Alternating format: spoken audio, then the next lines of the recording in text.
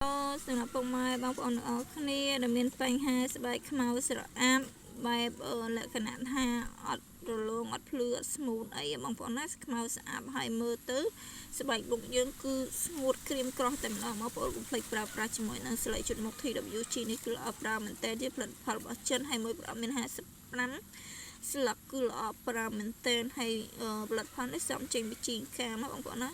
តានីជូនគឺល្អប្រាំមែនតែម្ដងបងប្អូនណាដែលត្រូវការអាចមកបានអ្នកគ្នាហើយស្លៃជូនមុខនេះជូនឲ្យគឺធ្វើស្បែកមុខបងប្អូន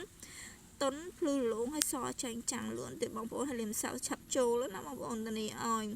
ហើយរបៀបប្រើវាគឺយើងប្រើនៅពេលដែលយើងលាងសាប៊ូហើយលាងសាប៊ូដុសមុខហើយយើងជូតអានឹងមកស្លឹក2ស្លឹកទៅតែស្បែកមុខបងប្អូនតែផ្ទៃមុខបងប្អូនដែល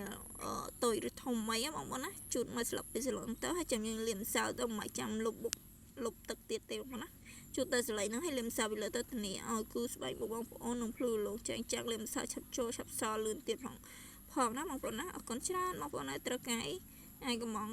តាមបងប្អូនបានអរគុណច្រើនបងភ្លាមណាបេះដូង